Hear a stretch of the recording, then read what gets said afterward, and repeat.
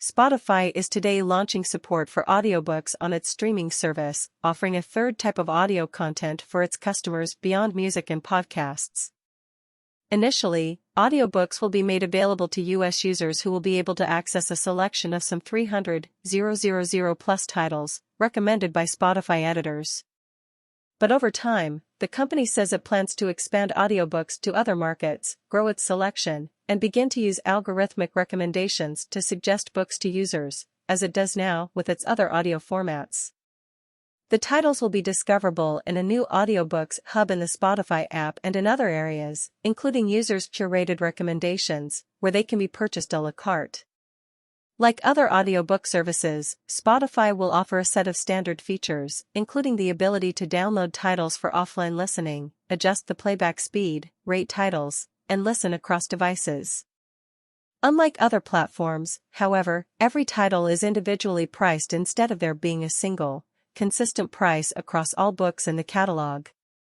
Spotify intends this to be one of the key differentiators and competitive advantages of its service. We think that a more fluid pricing model would actually allow for both an audience that has never consumed this format to start consuming it on Spotify, explained Nir Zickerman, Spotify VP and Global Head of Audiobooks and Gated Content, in a briefing. Plus, he added, it could work for authors who may not have found their audience in the past. The company also said royalty rates will be consistent with industry norms, but these vary by publisher. It did not provide a range. Unlike Audible, which sells subscriptions and credits to buy audiobooks via in-app purchases, Spotify will not be using the App Store's own payment systems for its audiobook sales. Instead, it will offer previews of the book's content for free, but users will be directed to Spotify's website to complete their purchases, the company told reporters. Afterward, the purchased audiobook will be unlocked in the app and saved to the user's library.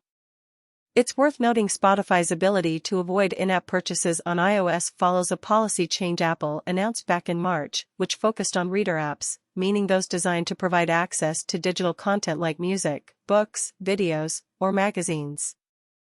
Apple said these apps could now use external links, if approved. Google, meanwhile, began piloting third-party billing earlier this year, with Spotify as its first customer. Spotify wouldn't discuss what policies enabled it to direct customers to its website for purchases, but claims its system is compliant with App Store rules.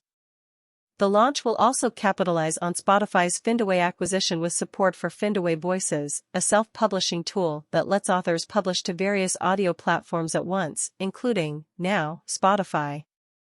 This seems similar to its strategy with Anchor, which lets podcasters distribute to multiple platforms. All Findaway Voices titles will be available at launch and going forward, Spotify said.